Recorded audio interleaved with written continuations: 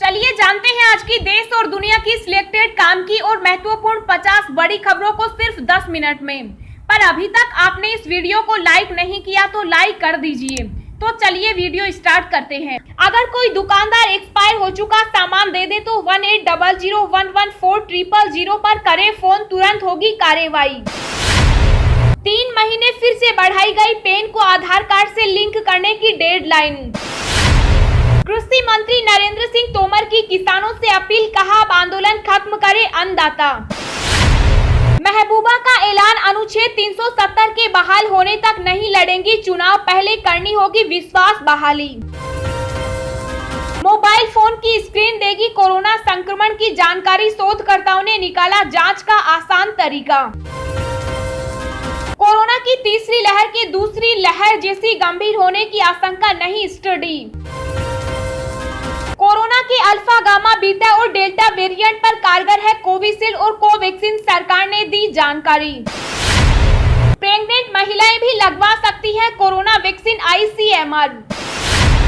877 खतरनाक वायरस की लिस्ट हुई तैयार, 30 ला सकते हैं भविष्य में महामारियां। देश में अब डेल्टा प्लस वेरिएंट का कहर, 12 राज्यों तक पहुंचा वायरस का नया रूप, महाराष्ट्र में मिले सबसे ज्यादा केस। किसान आंदोलन पर बोले राकेश टिकैत, लंबा चलेगा आंदोलन, 43 महीने तक डटे रहेंगे किसान। पश्चिम बंगाल में जल्द लॉन्च होगा स्टूडेंट क्रेडिट कार्ड, पढ़ाई के लिए मिलेगा 10 लाख रुपए तक का लोन। कमाने वाले शख्स की कोविड से हुई मौत तो परिवार की महिला को मिलेगा 5 लाख रुपए तक का लोन, केरल सरकार ने किया ऐलान। किसान आंदोलन के आज 7 महीने पूरे, किसान नेताओं ने राष्ट्रपति के नाम सौंपा ज्ञापन। राम मंदिर को लेकर बैठक में बोले पीएम मोदी, ऐसी हो अयोध्या जहां भारत की संस्कृति की झलक दिखे। क्या आपके पास भी 500 रुपए का ये नोट है? RBI ने दी अहम जानकारी, फटाफट जाने डिटेल। आज फिर पेट्रोल डीजल की कीमतों में लगी आग, 9 राज्यों में पेट्रोल हुआ 100 रुपए के पार, जहां आज डीजल की कीमत में अधिकतम 35 पैसे तक बढ़ोतरी की गई, तो वहीं पेट्रोल की कीमत भी 35 पैसे तक बढ़ी। किसान आंदोलन के 7 महीने पूरे, पंचकुला में बैरिकेड्स उखाड़े, राहुल गांधी बोले हम सत्याग्रही अन्नदाता के साथ। भारत ने बनाया रिकॉर्ड, पिछले 5 दिनों में 3 करोड़ 3 लाख लोगों को लगाई कोरोना वैक्सीन। अब 50 रुपए में होगा कोविड टेस्ट, IIT दिल्ली की रैपिड एंटीजन किट हुई लॉन्च। कश्मीर में अनुच्छेद 370 की बहाली की उम्मीद करना बेवकूफी है, पीएम मोदी से चर्चा के बाद बोले उमर अब्दुल्ला। सीएम गहलोत की मंत्रिपरिषद के साथ अहम बैठक, अतिथि गृह योजना 2021 को मिली मंजूरी। डेल्टा प्लस वेरिएंट पर सरकार अलर्ट, सीएम गहलोत ने कहा लापरवाही बड़ी चुनौती पैदा कर सकती है। किसानों के गोदाम तक बेच देने वाली पार्टी देशभक्त है, कांग्रेसी दिग्विजय का बीजेपी पर तंज। 4 महीने अस्पताल में कोरोना से जंग लड़ता रहा शख्स, ठीक होते ही हॉस्पिटल ने थमाया 21 करोड़ रुपए का बिल। महाराष्ट्र और ओडिशा के बाद राजस्थान में मिला पहला डेल्टा प्लस वेरिएंट। कोरोना के डेल्टा प्लस वेरिएंट का खतरा बढ़ा, स्वास्थ्य मंत्रालय ने राज्यों को लिखा पत्र, दिए निर्देश। जी हां दोस्तों, और भी बहुत बड़ी काम की खबरें निकल कर आ रही हैं, इसलिए वीडियो को लास्ट तक जरूर देखना। तो चलिए अब जानते हैं जो महत्वपूर्ण खबरें हैं उनको विस्तार से। पर इससे पहले अभी तक आपने इस वीडियो को लाइक नहीं किया तो लाइक कर दीजिए। अगर कोई दुकानदार एक्सपायर हो चुका सामान दे दे तो यहाँ करे फोन, तुरंत होगी कार्रवाई। जी हाँ, अक्सर आप दुकान से जब सामान लेते हैं तो उस पर एक्सपायरी डेट चेक करना भूल जाते हैं। दुकानदार भी सामान बेचने के चक्कर में कभी कभी आपको पुराना सामान दे देते हैं। किसी भी सामान पर लिखी एक्सपायरी डेट आपको बताती है कि वो सामान कितने दिन तक प्रयोग किया जा सकता है, मगर जब कभी भी आप उस सामान को लौटाने जाते हैं तो दुकानदार लेने से मना कर देता है। जानिए आप ऐसे दुकानदारों के खिलाफ क्या कर सकते हैं जिन्होंने आपको एक्सपायरी डेट का सामान बेच दिया है। 18001400 या फिर 14404 पर ग्राहक कॉल कर दुकानदार, सर्विस प्रोवाइडर या फिर डीलर की शिकायत कर सकते हैं। कोरोना की तीसरी लहर के दूसरी लहर जैसी गंभीर होने की आशंका नहीं, स्टडी में दावा। जी हाँ, एक अध्ययन में कहा गया है कि अगर कोविड-19 की तीसरी लहर आती है तो उसके दूसरी लहर की तरह गंभीर होने की आशंका नहीं है। Indian journal of medical research में प्रकाशित गणितीय मॉडलिंग विश्लेषण पर आधारित इस अध्ययन में रेखांकित किया गया है कि टीकाकरण के दायरे के विस्तार से कोरोना वायरस की तीसरी लहर को काफी हद तक कम किया जा सकता है। अध्ययन में ऐसे परिदृश्य की चर्चा की गई है जिसमें 40% आबादी ने दूसरी लहर के 3 महीनों के भीतर दोनों खुराक ले ली है। इसमें कहा गया है कि टीकाकरण का प्रभाव संक्रमण की गंभीरता को 60% तक कम करने के लिए है। महबूबा का ऐलान, अनुच्छेद 370 के बहाल होने तक नहीं लड़ेंगे चुनाव, पहले करनी होगी विश्वास बहाली। जी हां, दिल्ली में सर्वदलीय बैठक के एक दिन बाद शुक्रवार को पीडीपी प्रमुख महबूबा मुफ्ती ने बड़ी घोषणा करते हुए कहा कि जब तक जम्मू कश्मीर में अनुच्छेद 370 बहाल नहीं हो जाता है तब तक वह चुनाव नहीं लड़ेंगी। यदि चुनाव में उनकी पार्टी को जीत हासिल होती है तब भी वह मुख्यमंत्री नहीं बनेंगी। यह घोषणा उन्होंने एक निजी टीवी चैनल से बात में की है। उन्होंने कहा कि राज्य में चुनाव से पहले हमें विश्वास बहाली के कुछ उपाय करने होंगे। लोगों का विश्वास टूटा है। जिस दिन अनुच्छेद 370 और 35A को खत्म किया गया तो लोगों में डर पैदा हुआ कि राज्य की डेमोग्राफी बदल जाएगी। इसलिए केंद्र को इन आशंकाओं को दूर करने की जरूरत है।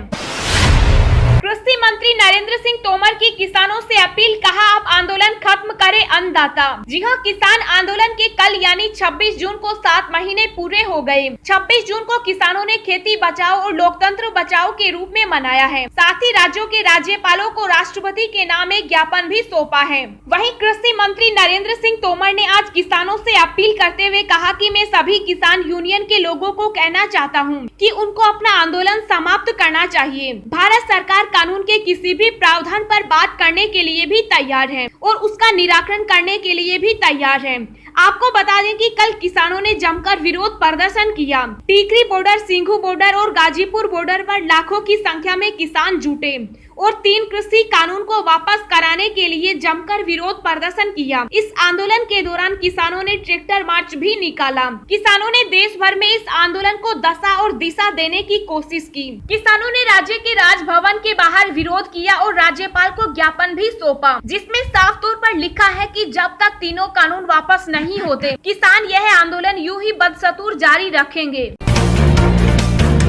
आज फिर पेट्रोल डीजल की कीमतों में लगी आग। 9 राज्यों में पेट्रोल हुआ 100 रुपए के पार। जी हाँ, सरकारी तेल कंपनियों ने आज पेट्रोल डीजल की कीमतें एक बार फिर बढ़ा दी है। बता दें कि कीमतों में इस बढ़ोतरी के बाद कई राज्यों में पेट्रोल की कीमतें 100 रुपए को पार कर गई। मिली जानकारी के मुताबिक जहां आज डीजल की कीमत में अधिकतम 35 पैसे तक बढ़ोतरी की गई है तो वहीं पेट्रोल की कीमत भी 35 पैसे तक बढ़ गई है। बता दें कि महाराष्ट्र, राजस्थान, ओडिशा सहित देश के 9 राज्यों में पेट्रोल शतक लगा चुका है। जानकारी के मुताबिक आज दिल्ली में पेट्रोल का दाम 98 रुपए 11 पैसे है, जबकि डीजल का दाम 88 रुपए 65 पैसे है। वहीं मुंबई में पेट्रोल की कीमत 104 रुपए 22 पैसे व डीजल की कीमत 96 रुपए 16 पैसे प्रति लीटर है।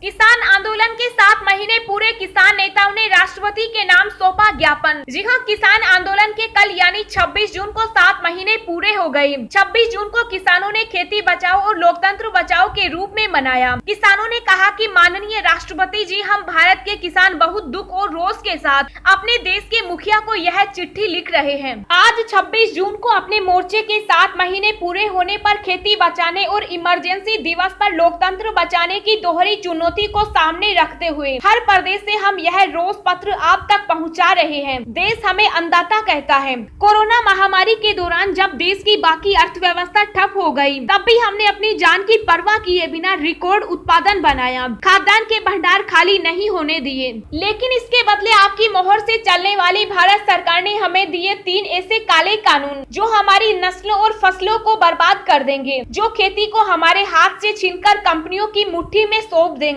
ऊपर से पराली जलाने पर दंड और बिजली कानून के मसौदे की तलवार भी हमारे सर पर लटका दी। खेती के तीनों कानून असंवैधानिक हैं, क्योंकि केंद्र सरकार को कृषि मंडी के बारे में कानून बनाने का अधिकार ही नहीं है। यह कानून अलोकतांत्रिक भी है।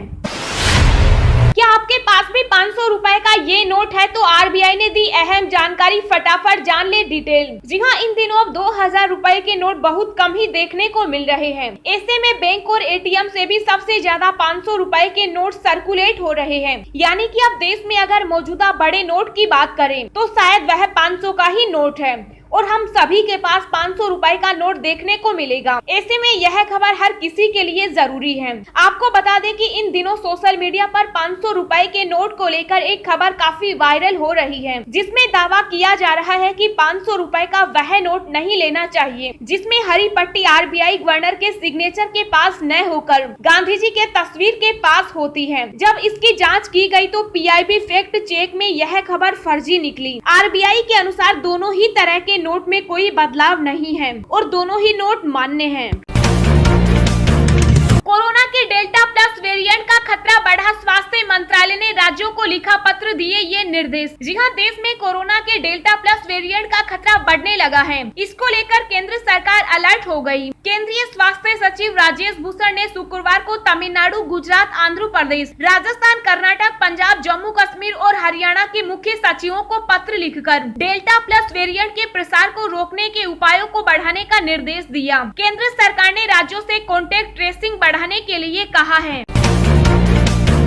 मोबाइल फोन की स्क्रीन देगी कोरोना संक्रमण की जानकारी, शोधकर्ताओं ने निकाला जांच का आसान तरीका। जी हां, अब लोगों के स्वाब सीधे तौर पर लिए जाने के बजाय स्मार्टफोन की स्क्रीन से कोरोना से संक्रमित लोगों का पता लगाया जाएगा। PCR टेस्ट के बजाय नियमित नेजल स्वाब की पहचान अब फोन की स्क्रीन से तस्वीर खींचकर किया जा सकेगा। नई विधि को फोन स्क्रीन टेस्टिंग कहा जाता है। यूनिवर्सिटी कॉलेज लंदन के नेतृत्व में शोधकर्ताओं ने वैश्विक महामारी कोविड-19 के परीक्षण का सटीक, सस्ता और सुलभ तरीका ढूंढ निकाला। इसमें संक्रमण के लक्षण वालों के स्वाब के नमूनों की परख मोबाइल फोन के स्क्रीन से ही हो जाएगी। 81 से 100 लोगों के फोन से कोरोना से संक्रमित लोगों की पहचान की गई है। इनमें बीमारी के लक्षण साफ नजर आ रहे हैं। कश्मीर में अनुच्छेद 370 की बहाली की उम्मीद करना बेवकूफी है, पीएम मोदी से चर्चा के बाद बोले उमर अब्दुल्ला। जी हां, हाल ही में प्रधानमंत्री नरेंद्र मोदी से मुलाकात कर लौटे जम्मू कश्मीर के पूर्व मुख्यमंत्री उमर अब्दुल्ला ने कहा कि उन्होंने अनुच्छेद 370 की बहाली की मांग को छोड़ा नहीं है। उन्होंने कहा है कि इस बात से कोई संकेत नहीं है कि मौजूदा सरकार इसे बहाल करेगी। साथ ही उन्होंने इस मीटिंग को संघर्ष की शुरुआत बताया है। दिल्ली में हुई इस बैठक का सबसे बड़ा विषय अनुच्छेद 370 को ही माना जा रहा था, लेकिन खबर थी कि मीटिंग में इस मुद्दे पर कोई बात नहीं हुई। इस मीटिंग में महबूबा मुफ्ती, फारूक अब्दुल्ला समेत राज्य के 14 नेता मौजूद थे। अब्दुल्ला ने कहा कि मौजूदा सरकार से अनुच्छेद 370 की बहाली की मांग करना बेवकूफी होगा।